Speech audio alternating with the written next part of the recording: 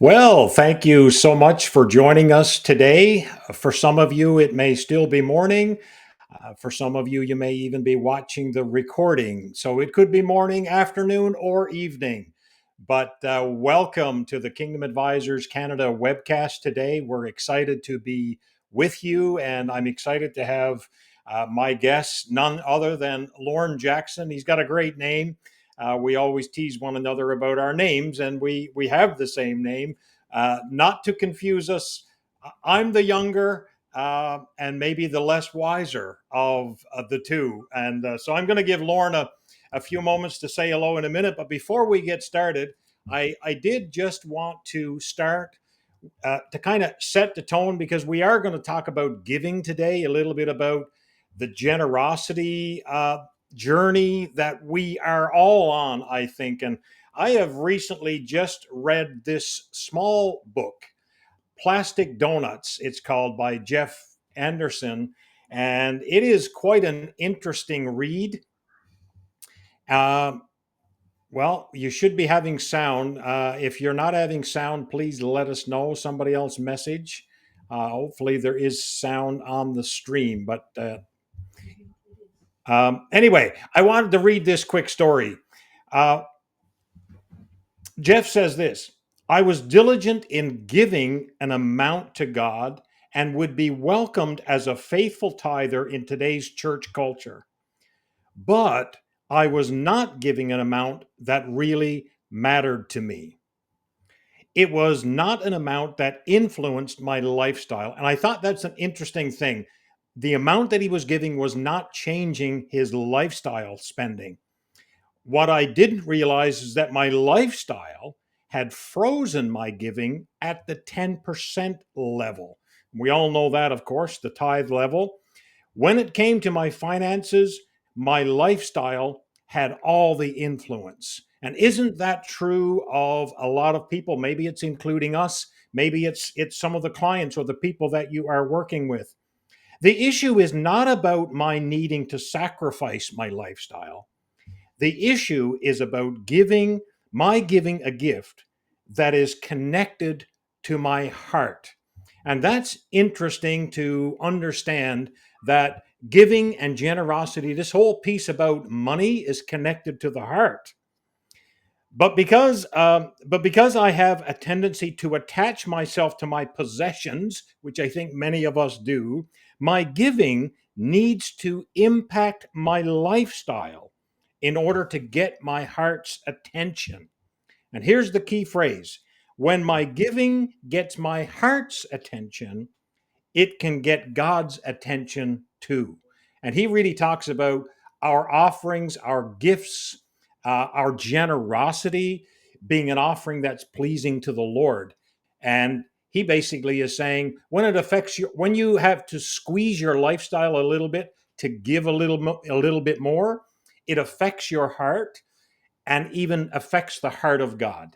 So that's interesting to recognize and realize. So I wanted to kind of set the stage because we're going to talk practically about giving today and some of the tools that we can use as financial professionals to help people along the giving journey. So I want to welcome right now my guest, Lorne Jackson. And he's been here many times. For some of you, it might be your first time connecting with Lorne. But Lorne is the president and founder of Canadian National Christian Foundation and is certainly instrumental in what is now Kingdom Advisors in Canada. So, Lorne, thank you so much for joining us today, my friend. Well, thank you, Lorne. And I like the little box at the bottom on my screen that says L and L. I think we should start some kind of a business called L and L. There you go. Well, it could be double L. Yeah, that's it. Which hopefully is not double trouble. So, yeah, we look forward to a great conversation today. And Lorne, you're going to walk us through some things. And I want to share a little story in a minute as we get going. But if you could give a little bit of introduction by means of introduction here as we get started, yourself and Canadian National Christian Foundation. Some who are on the call may be new to CNCF. Others may be quite familiar with Canadian National Christian Foundation. But give us a brief overview as we get going here. Sure, good. Well, up until 2001, I was a broker dealer in the financial world, so I've been where you guys are, and was traveling across Canada, working with financial advisors right across the country. And 2001, I left there, left the for-profit world, got my last paycheck, unfortunately, and became what I call not retired but rewired, because I started the Canadian National Christian Foundation in 2002. So that was that's how I got started into this. I never intended to run it. That was not my plan, but that was God's plan. And I have now find that I really enjoy it. I love working with financial advisors, which is right back to where I was before, just in a different way. I tell when somebody says, "So what do you do?" I say, "Well, I spent the first part of my life helping people accumulate wealth. Now I help them give it away." So that's pretty much what I do.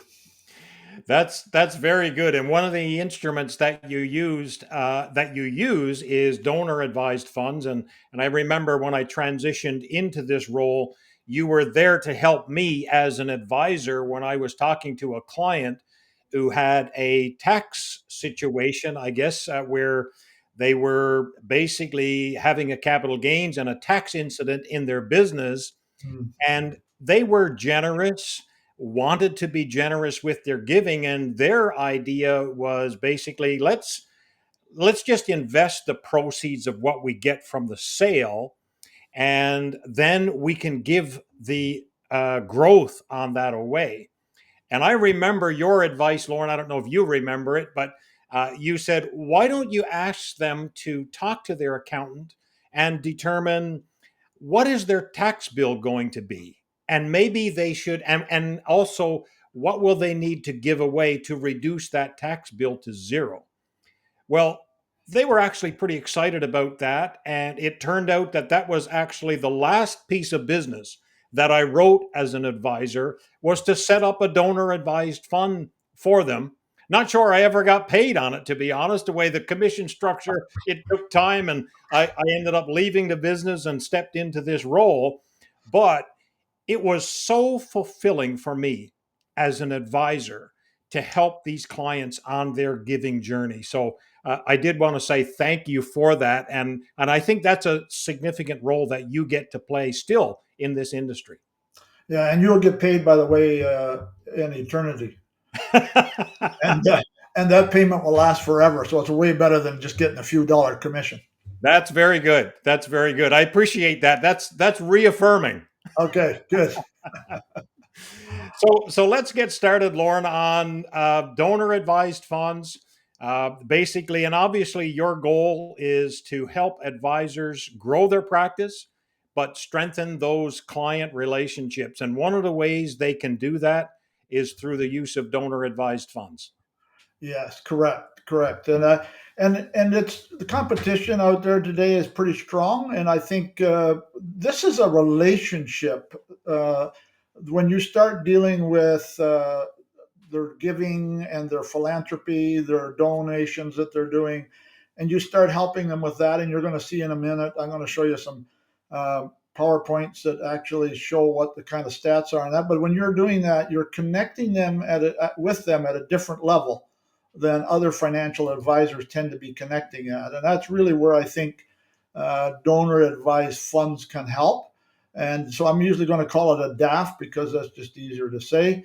But amongst other things, we're going to talk about a few things today. It's not just donor advised funds, because many of you have been using donor advised funds with us already. But just as a reminder, I did show you this once before last year, but if you're like me, you may not have remembered that. But uh, the Estate Planning Council of Canada did a survey, and here's what they found: 49% of the clients said they want to have an estate planning discussion with an advisor. 50% said they would like to have a discussion about the tax benefits of giving to charity, both now, today, and in their estate. So they're looking for somebody to help them with that. And 23% said they would like help with legacy planning. Before I go on to legacy planning, just to go back and look at that, half of your clients on that basis are saying, I'd like to talk to somebody about the tax benefits of giving to charity. And if we're not talking to them about it, somebody else will be. So it would be important, I think, obviously, that we get involved in that conversation. And as I said, when you do that, you're connecting with them at a whole different, at a heart level, not just numbers. So 23% would like help with legacy planning. I thought it would be good to just say, okay, what is legacy planning? Well, Webster defines it this way: as something that's transferred by or received from an ancestor, a predecessor, or somebody from the past. So I put some examples in there. He left his family a legacy of love and respect, or she left a legacy of integrity and hard work, or they left a legacy of generosity. You often hear those kind of words, but let's look a little bit further at legacy. How can I help my clients confirm a financial part of their legacy? Well, I would encourage you to be helping them create a plan. Now, not just a financial plan, which you're already doing, but also an estate plan. Well, what happens when I graduate to heaven with what I'm leaving behind? And I think we certainly have found at the foundation that helping people do not know how to give to charity out of their will. They really need help with it. I remember speaking in Kelowna one night at an event, and a couple came up to me after I spoke, and they said, "We've had our will partly done for 2 years, Hmm. but we couldn't finish it because we didn't know what the answer is to the question, what would be the best assets for us to leave to charity?" So they're needing help with those kind of things because they don't really understand all those tax implications. So your help with that would be wonderful. And we plan many things in life, but oftentimes nobody's thought about the fact that, oh, wait a minute, my RRSP, how does that affect in my estate? What about my TFSA or my home or other real estate that I own, or maybe segregated funds they own? By the way, I often promote when I'm doing a webinar with donors, I often promote the idea of segregated funds because it can have a named beneficiary and bypass the estate. So there's some good reasons for segregated funds over mutual funds, for example. So all of those are treated differently in our estate for tax purposes. But if we don't know what they are, then we may very well be making a mistake. So those are some things that I think can help. And I think, Lorne, it's so easy for us to take for granted the knowledge that we have as financial professionals, and but I mean, to share that information with clients is so valuable. And oftentimes, until you get into conversation, you don't realize how much you know. Yeah. and I would also encourage those heart level conversations. And just want to read this quick story again from this book about his. Jeff talks about his grandparents who were raised in the church, who were part of the church for years, had been giving the 10%. And after his grandmother died, he stepped in to help a little bit with the finances for his grandfather. And he said each week he gave an amount to the church. At the end of each year, he would ask me to total up the revenue from his various sources so he could round out his 10% tithe. And he said, one day I asked him, have you ever thought about giving something different? And he said, what do you mean? Have you ever thought of giving more than 10%? And how is that for a question? Have you ever thought about doing something different? Have you ever thought about doing something more? And I shared what I had been learning about giving, adding a few stories and my own experience. I could see that something was happening inside him. And as I read this is a very small book, by the way, you can read it in a day, easy. As I read this, I thought about advisors and the opportunity to see something happening in the life of a client as you're sharing something, and the value in that. Then he goes on to say, with a tear in his eye and a pen in his hand, Grandpa wrote out a check to his church. It was a gift to God, to the place where he had been blessed in so many ways. It was far beyond the amount he gave each month, and even beyond what he typically gave each year. I was familiar with Grandfather's finances, and I was sure of one thing: this was an amount that mattered to him. And I tell you, if we could get our clients to be generous in a way that really matters to them, I think that's wow, what a place and what an opportunity we have as financial professionals. So those are the heart level conversations that we get to have, and I think should excite us as Christian financial professionals. Amen. For sure. Thank you. I like that.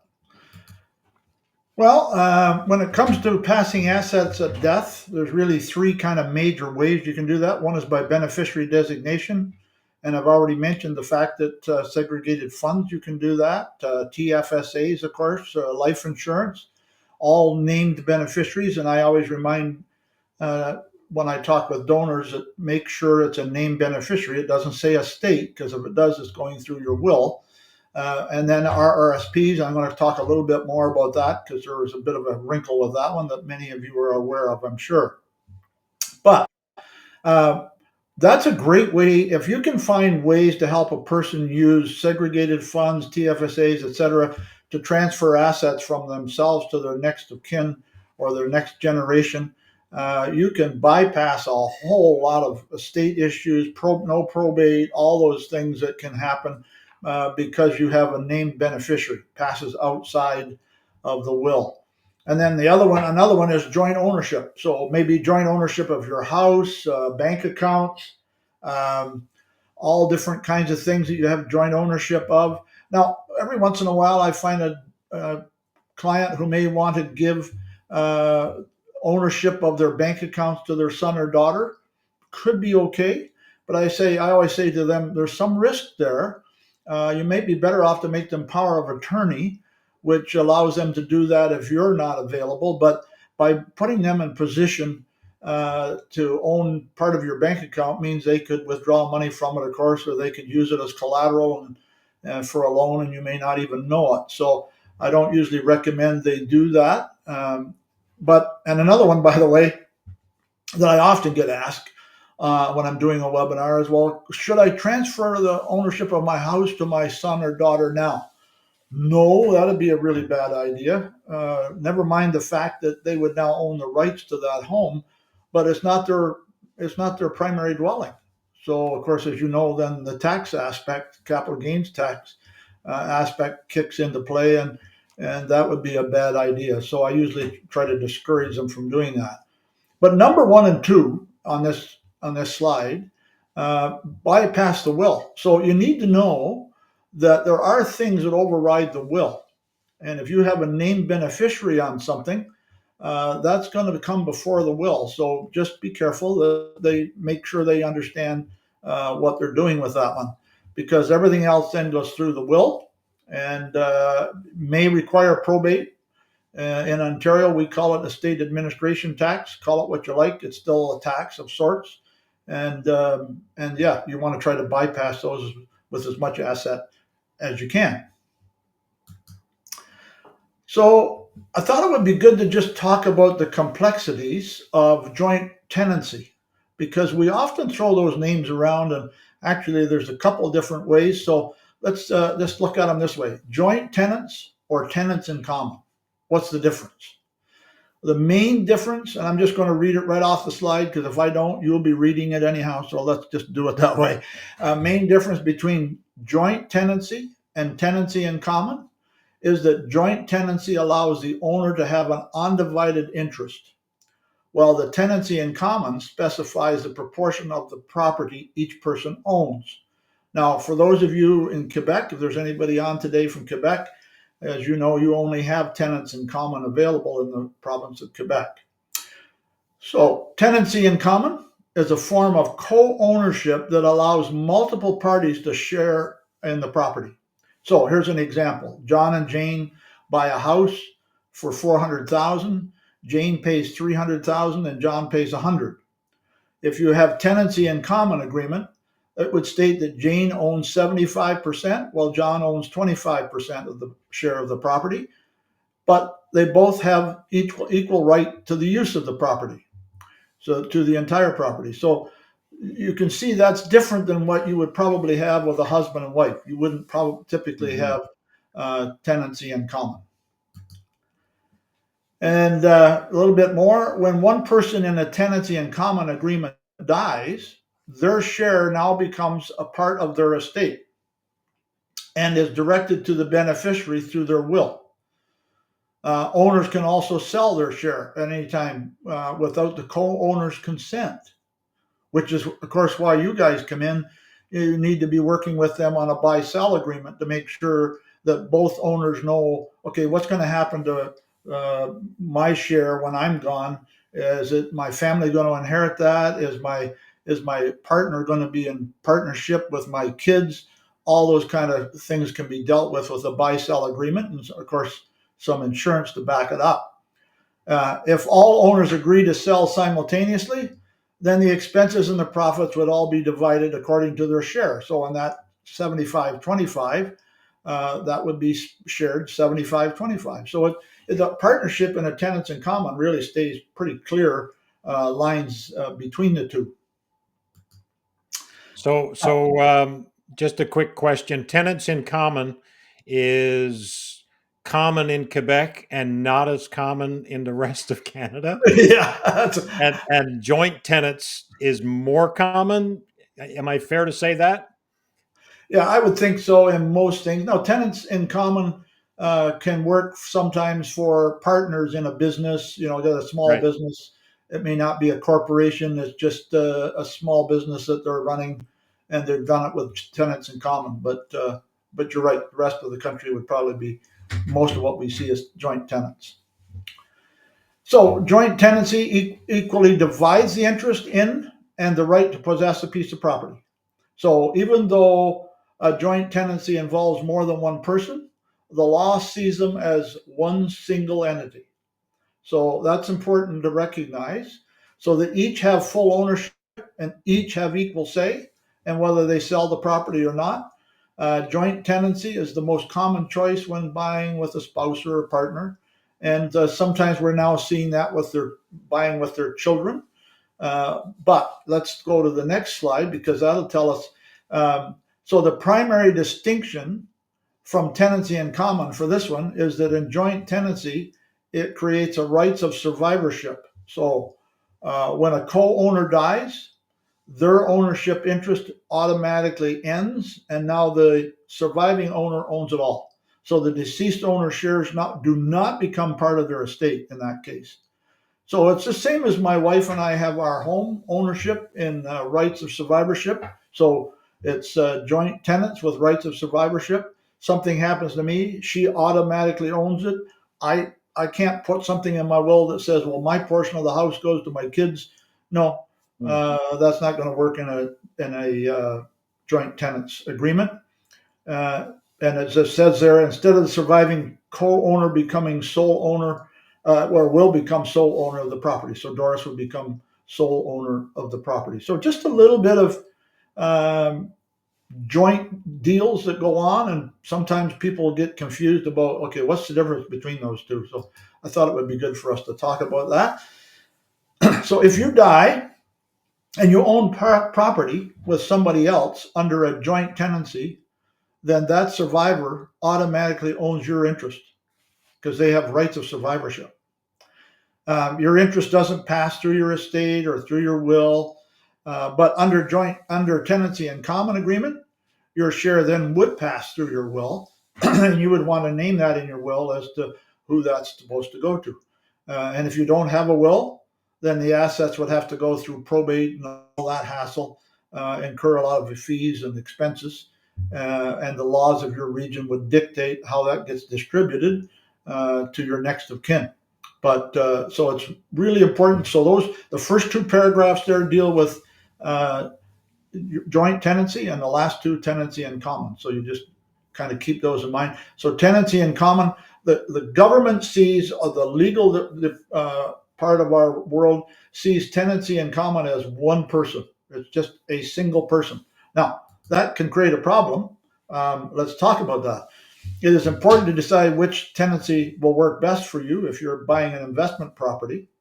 So, if you have a client who's buying a property with their spouse or partner, uh, and you may pay tax on any increase in the value when you sell it, unless it's your principal residence, of course.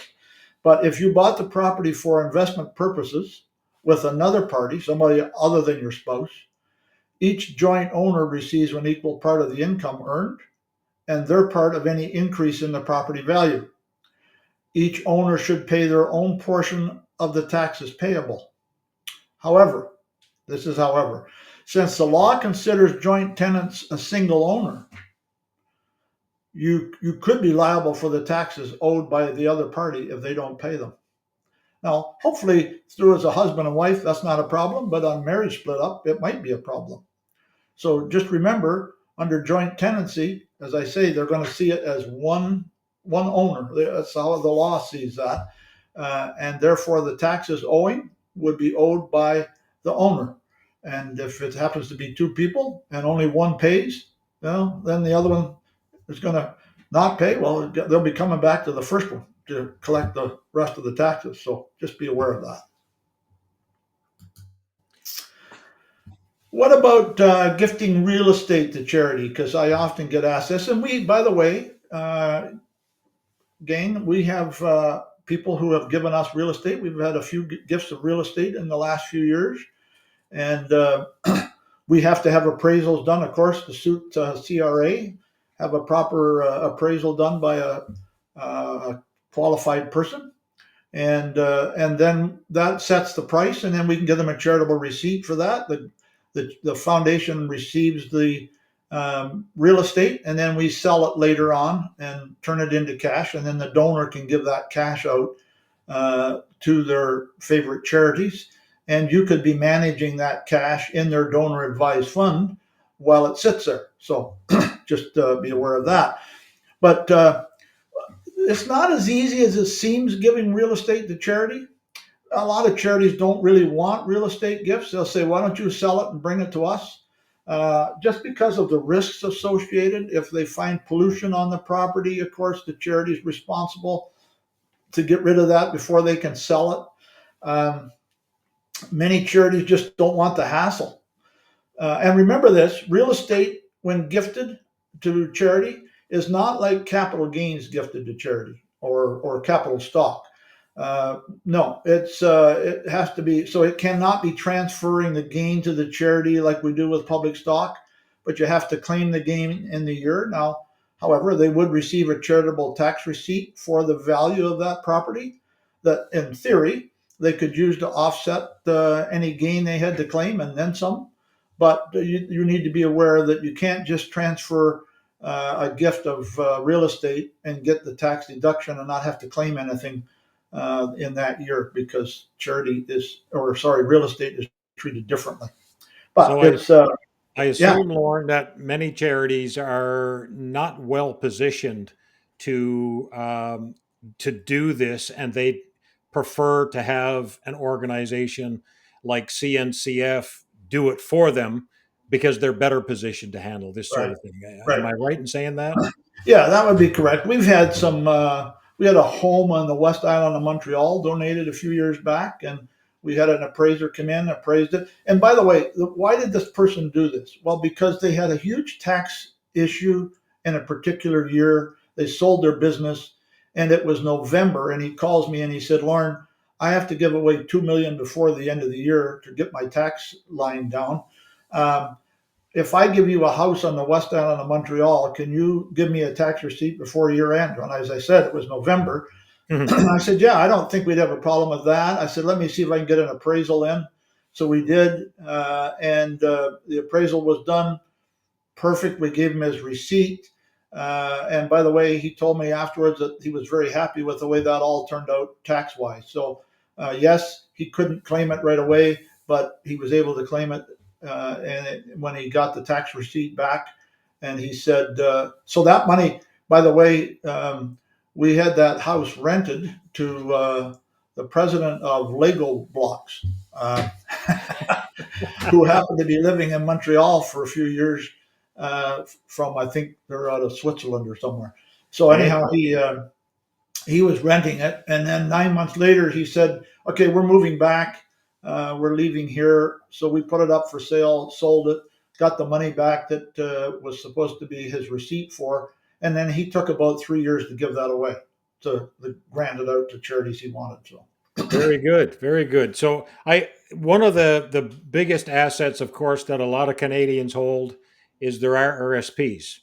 So talk to us a little bit about the rules around our. If you're done with this, the rules around RRSPs and how they can be used in the charity world. yeah, good question. So let's do that. Um, So RSP rules in estates. Hopefully you know about this, but in case you don't, there may be some little wrinkles here that you weren't aware of that we can help you with. But an RSP is fully taxable to the estate upon the death of the owner of that RSP, unless it is going to a what Revenue Canada calls a qualified beneficiary. Now, I've got a little disclaimer at the bottom. In Quebec, you don't do beneficiaries except for life insurance products. I understand that, or an RSP by a life insurance company. But other than that, you wouldn't have beneficiaries. But the rest of Canada would. So let's go a little bit further. Who's a qualified beneficiary under Revenue Canada's rules? Well, your spouse, a financially disabled child, financially dependent child that's disabled, or grandchild, by the way, and a charitable organization. Now, keep that one in mind. Charitable organization to a named beneficiary. That's going to be an important one. I'm going to come back to that in a minute. But before I do, say, okay, but who is non-qualified beneficiary? Pretty much everybody else. Children who are over the age of 18 and financially independent. If they're not disabled in some way, they would be considered financially independent, even though they may be sleeping in mom and dad's basement. but uh, but the result then is that RSP or RIF, same thing, would be fully taxable in the estate on their final tax return, in addition to any other income they had in the final year of their life. And the beneficiary, if they've named a child as a beneficiary, I usually recommend they don't do that. As I say in that little button at the bottom, not usually a good idea to choose a non-qualified beneficiary as a named beneficiary. And here's why. I came across a widow one day who, well, I didn't come across the widow. I actually came across the daughters who were very upset because mom had left a will that said, I want my estate divided equally between my three daughters. But she also, on her RRSP, had put one daughter's name on as a named beneficiary. Well, remember what I said? Named beneficiary overrides their will. So it did. And the money, when she died, about the only asset she had that was worth anything was her RSP. So the one daughter gets the RSP. The other two daughters that were supposed to get a third of the estate get zero. Well, they're not very happy. Hmm. Well, daughter number one wasn't very happy a few months later, because then Revenue Canada came along and said, okay, now you owe us 46% of that RRSP in tax. Well, of course, she'd already started spending it. So unfortunately, if we had gotten to talk to this mom before she got this all set up and before she passed away, we could have prevented this. But that's why I say it's not a good idea usually to name a child who's a non-qualified beneficiary on your RRSP because of that kind of situation. So how do you solve this then? Well, there's a good way to solve that. And that could be that you name your spouse as your primary beneficiary, and you name charity as a contingent beneficiary. Now, being in the financial world, you know, contingent beneficiary. I always like to remind donors when I'm talking to them, that means secondary beneficiary. So that only kicks in if your primary beneficiary is predeceased you. So if you name charity as your beneficiary, then the money would flow as a named beneficiary, remember. What happens? It bypasses your will and goes directly to the charity. The charity issues a tax credit back to your estate and offsets all of the tax I referred to earlier. And I like to say to people when I'm doing a webinar, so that means you should all go out tomorrow, call your financial advisor, and tell them that you want to add a secondary beneficiary. And then I go, maybe, maybe not. That's why you need a financial advisor to look at your estate and help you make the decisions. What would be the best assets to give to charity? And what would be the best assets to leave to my kids? And that's where you can come in and be of a big help. And I can assure you that things like life insurance and other products, segregated funds, can come into play when you start helping them think through some of the estate issues. So let's now talk to donor advised funds. We said we were going to do that. So let's just take a quick look at that. Why use CNCF? You can use a lot of different foundations. Most communities have a foundation, some pretty big money in some of the community foundations. Well, one of the problems is most of those community foundations won't let you manage the assets. So that's a bit of an issue. The other thing is they're all about gathering assets and holding assets and keeping assets. Whereas, we're a Christian foundation. We want to get assets in the Christian work. I used to think, so here's a little aside. When I started the foundation, I used to have a number in my mind that I wanted to get the foundation to so that we could feel successful. And I sensed God say to me, so is this about you or is this about my work? And I had to go, you know what? I don't care how much is in the foundation. What I care about is how much gets into God's work. And over the last 20 years or so, we're something north of 500-600 million that we know of that is in process, either in estates or has already gone to charities, etc. So, yeah, we have. I've given up the idea of how much we should hold in the foundation. I guess the But nice thing about that is, Lorne, following the New Testament principle, which is kind of to be a conduit, a flow through, rather than a storing house. yeah, exactly. So yeah, I really appreciate that, and I think a lot of you're right. A lot of the donor advised funds out there or the foundations are set up more focused on accumulation and the Yeah, gathering of those assets, which takes away the true meaning of the why are you gathering these assets? They're gathered to be distributed. yeah, So exactly. love that focus. And I always say, don't ever think for a minute that the banks or the mutual funds companies are altruistic, because they're not. They're all about, if they're anything all, it would be all about me, not not altruistic, because they are all about collecting those assets and holding those assets because that's how they make their money. And we could too. That would be how we would get paid better. But I don't. I'm not. This is not about us. This is not about us getting paid now. This is about serving God's kingdom. So why CNCF over others? Well, first of all, we're a Christian board and a biblical worldview. Now, hey, biblical worldview. I thought I decided I better check that out so that people understand when I say biblical worldview, what in the world do you mean? Well, Barna Research has come up with this description.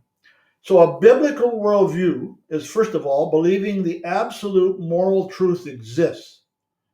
Number two, believing that such truth is defined in the Bible, and that Jesus Christ lived a sinless life, and God is all powerful, all knowing creator of our whole universe. God still rules today, even though sometimes we might question when we see some of the stuff going on. He's still in charge. And salvation is a gift from God and cannot be earned. Satan is real.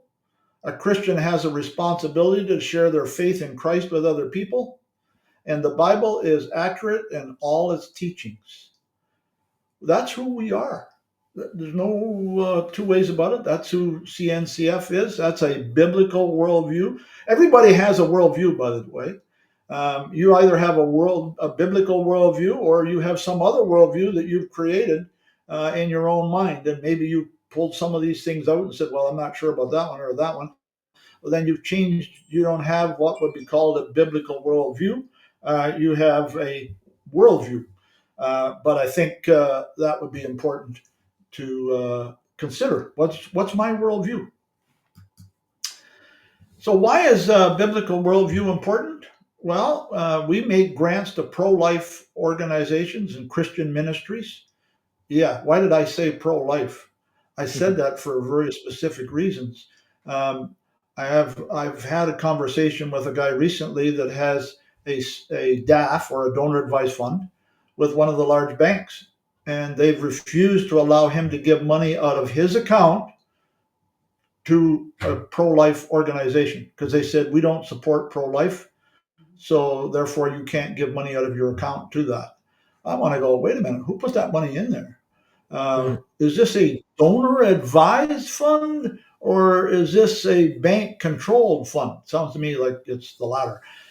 Anyhow, so So was so there any way, I is there believe, any way in that case, Lorne, to do the transfer over to get it into a place like CNCF? Is that a possibility? Or are they holding the reins tightly on those assets? yeah. So he asked them that, and they said, "Well, yeah, you sure you could transfer it over, 10% a year for the next 10 years." So basically, they're holding it. They're Yeah, holding them back. yeah. So that's why a good reason why you may not want to start with them. And guys and gals, I got to tell you, I think what I'm seeing happening in the business world today, I think you're going to find Christians wanting to deal with Christian organizations more than they ever have in the past, because we don't know what's going on. We can't figure things out.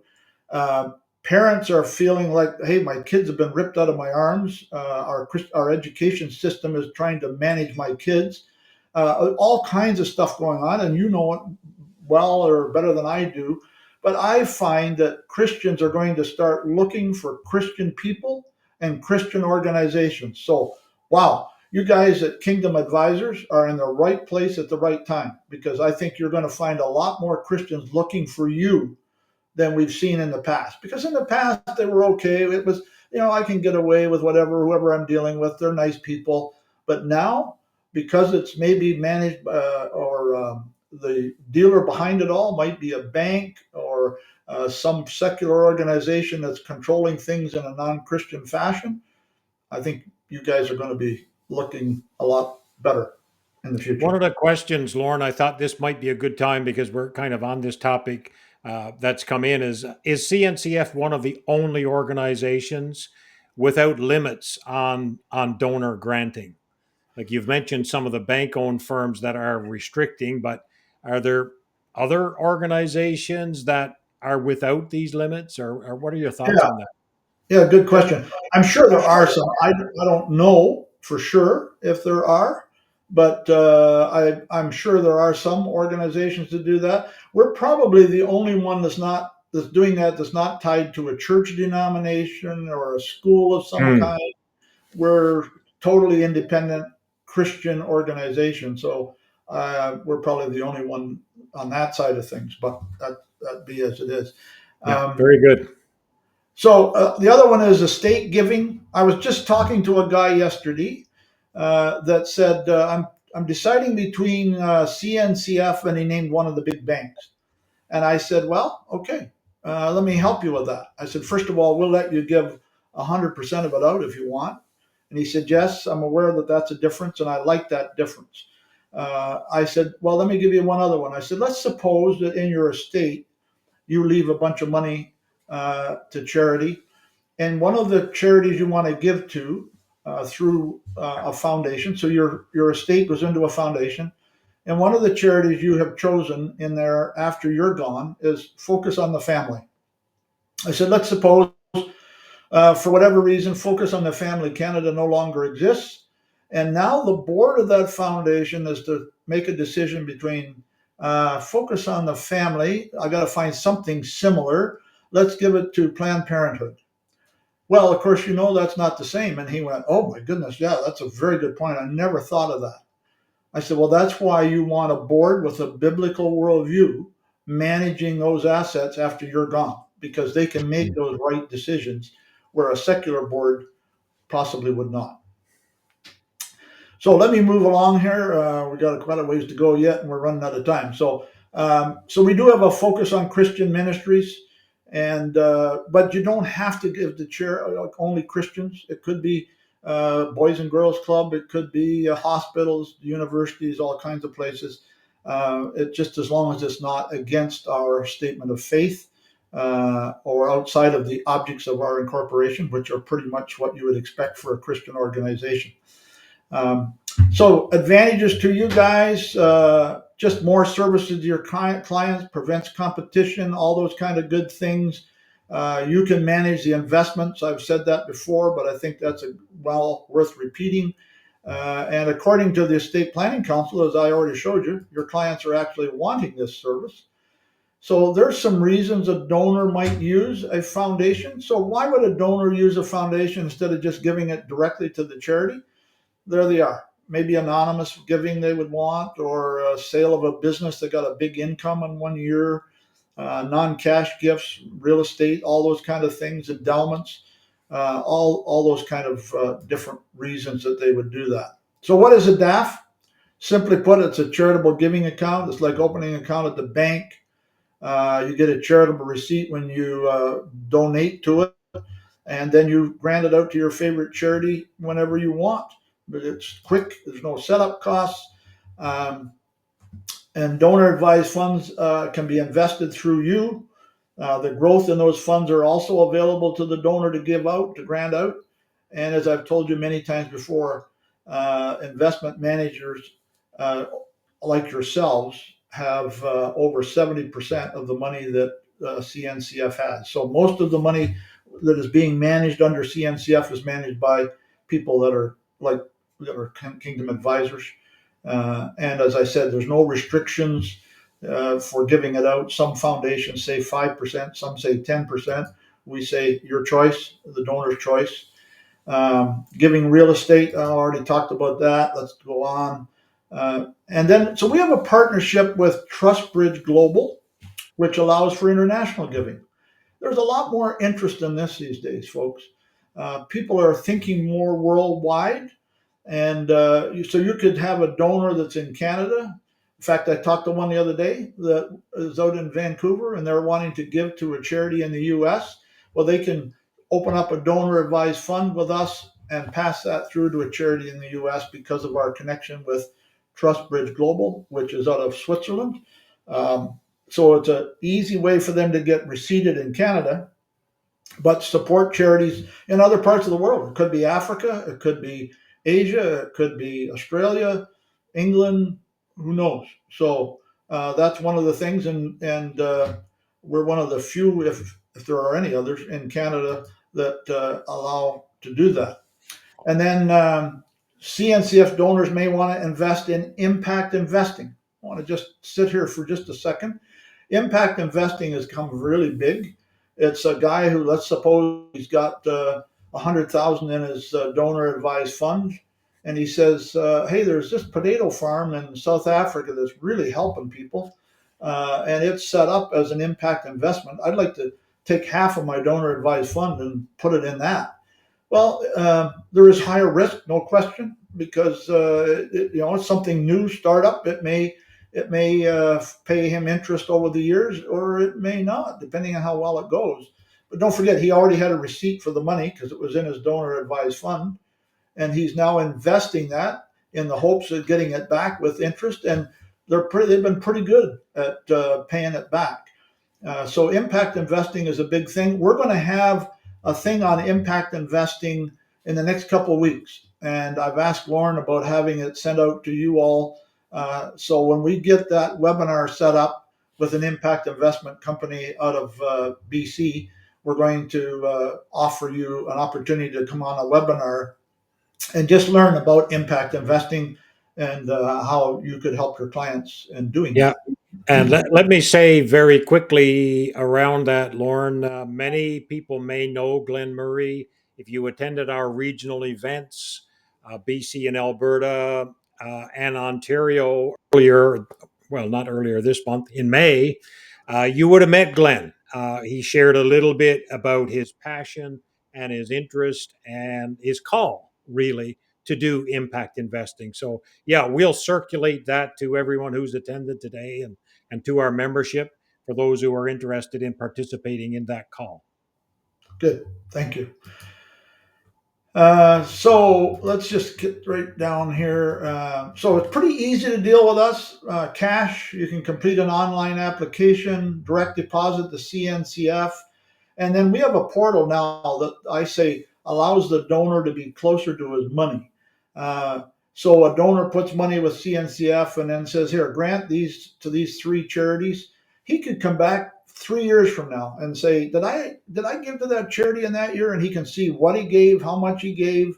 So the portal is really handy in a time like that. So I think that's an easy way to deal with it. Um, some special gifts. Sometimes people want to give real estate income, rental income, life insurance. We've been getting quite a bit of life insurance donated to the foundation lately, and it might be existing policies that have to have an appraisal done by an actuary as to what the value is, and then they get a receipt for that. Or it might be brand new one set up that CNCF is the owner and the beneficiary, and the person buying it is paying the premium and therefore getting a tax receipt for the premium. I mean, there's different assets that you can give. And I say cryptocurrencies, private shares, and estate freezes. We do that. So, just quickly, some important questions you might want to ask a client that's considering a private foundation. How important is it for you to be able to give to Christian causes? Would you maybe now or in the future want to donate private shares? Because private shares to a private corporation do not work. So again, you want to be a public foundation. How much legal and financial reporting do you want to have to do? And would you ever want to give anonymously? We have some people who have set up private foundations, but they're using us to do their giving because they want to give anonymously. And would it be preferable to you to have me, the financial advisor, manage those money in the DAF? So I think that's about it, and I'm going to end right there. With Lorraine is on with us today. I know that. So, but Lorraine is the manager of the foundation. Many of you who have money with us would have talked to her, I'm sure, and she does a fabulous job. She's on here to see if I'm telling you the truth. No, just kidding. Um, but we would love to work with you. Lorraine is the person to talk to, though, because lots of times people call me and I go, you know what? I'm going to get Lorraine on the call because I want to make sure I get the right forms, whatever. Very good. Very comprehensive. We do have a couple of questions and we have a few minutes left, about 7 minutes or so. For any questions you might have, feel free to put it in the chat. But one question, Lorne, is could you speak more to assets that you would advise a client to give to their children as a beneficiary versus giving it to a charity? Yeah, that's a interesting question. It depends a lot on what assets they have. I remember talking to a couple one time, and we were talking about giving the RRSP to charity. And then we found out, okay, what the value of their house was. And we said, you know what? If you donated a small portion of what the value of the house is to charity, uh, that would wipe out all the tax on your RSP. And you could still give your kids the rest of the house value and your RSP value and a whole bunch of other things. So it just depends on what assets they might have. But that's why I like to say, so you should run out and change your beneficiary to charity.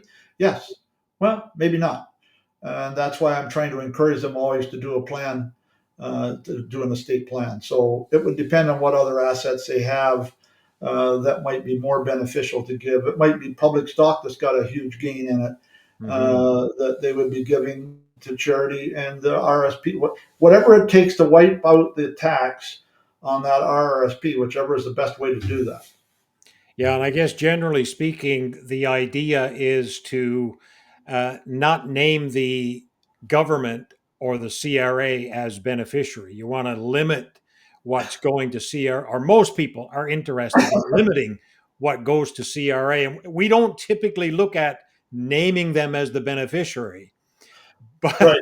but in But we some are. but in essence, that's what we are doing if we're not planning for this. Yeah. So Right. yeah, so great comments there. Any questions? Feel free to put it in. We do have one more and a few minutes to address it, unless there are others that come in. Could you share more details of the options for advisor involvement in actually managing the assets that are in the donor advised funds? Yeah, so that's pretty easy, actually, what happens there. So let's suppose that you have a client that has a mutual fund, segregated fund, whatever.